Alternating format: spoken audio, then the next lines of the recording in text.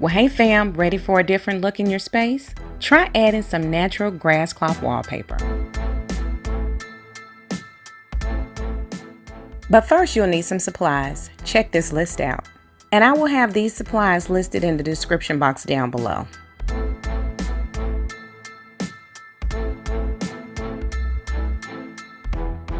You should always order your wallpaper together and make sure that the batch numbers match as well as the lot numbers.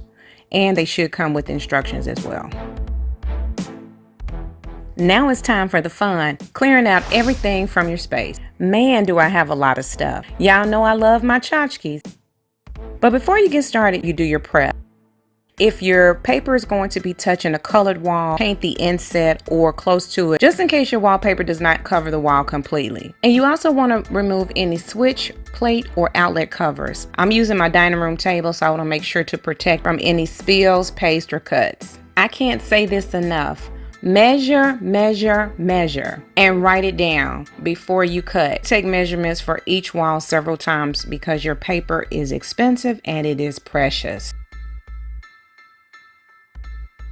Now it's time to mark your starting line. I started in a spot where I feel that is most visible to see in my room, and I think that's the best place to start. Mark your starting point with a pencil to use the level because you want your paper to be hung straight. Using primer on your walls makes the biggest difference if you ever want to remove the wallpaper. Have you ever experienced a house where they had layers of wallpaper and it took forever to take it off? Using the primer can help prevent this. You can also have your primer tinted if you have dark walls. Allow for the allotted time according to the manufacturer's instructions. And don't cover over your starting line. Now I'm ready to measure again. When you're cutting your paper, you want to take your measurement and add 2 inches to the top and 2 inches to the bottom to allow for good clean cuts. Don't short yourself. I'm now making my first 2 initial cuts between the dining room and Andreco's office.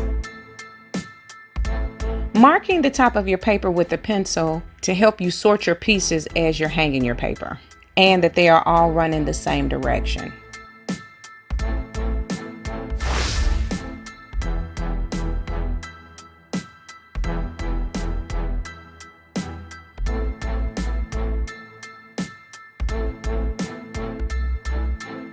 You want to moisten the back of your wallpaper, not drench it, but moisten it so that it can have some flexibility. I opted to adding the paste to the wall instead of the paper. It just works best for me. You can add the paste to the back of your paper, but make sure you apply enough on the wall, not so much that it will ooze out and get on your paper, but enough to allow the paper to stick to the wall. Using your starting line, you want to line your paper up perfectly, leaving 2 inches at the top. If you want to wrap your returns like I did, do a heavy folded crease with your hands and score lightly on the back of the paper.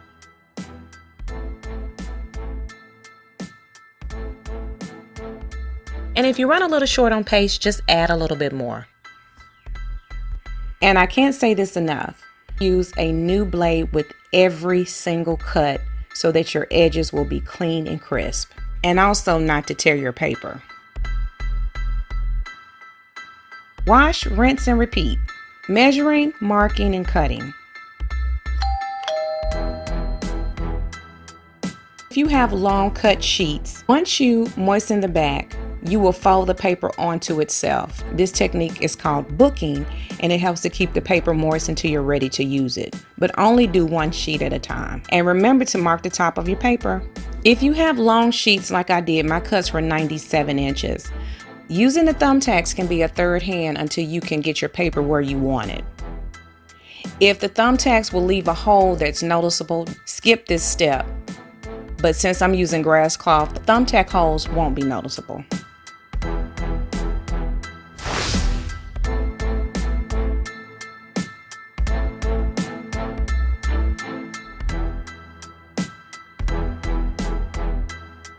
I'm using my scissors to cut away the excess and also to make the cut for my bins, but I'm being careful not to cut myself short. Always leave more than not enough.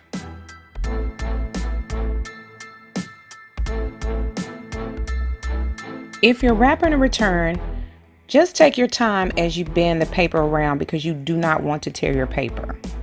It's a slow and steady process. Smoothing out with your hands as you go to reduce any air bubbles.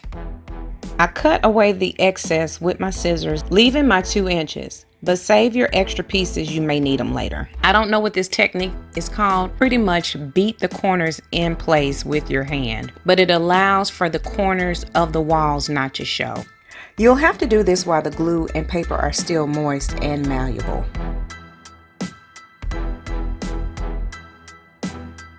As you're hanging your paper, you're constantly smoothing with your hands, as well as the wallpaper smoother and your wall rollers, because you don't want air bubbles. If you have any excessive glue to ooze from the sides, wipe quickly with a moistened cloth.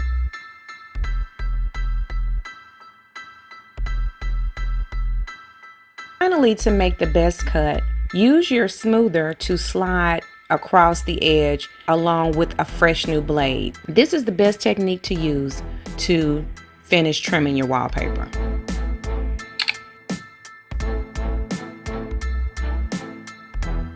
When cutting around your switch or outlet covers and any openings that you have, make small cuts first before you go in and make a big cut. You can always cut more off, but you can't put it back. You can see our dining room has its own personality now. I am so happy at how the wallpaper turned out. Y'all, it did take me 2 days, but it is done. And I absolutely love our dining room. This is your first time coming to my channel, I just want to say welcome. And if you're already part of my fam, y'all know how I feel about you. I have nothing but love, and thank you for returning for another video. If you have any questions or comments, make sure to leave them down below. I hope that y'all can tune in and follow along while we transform our 25-year-old home to our taste and our budget. And until the next video.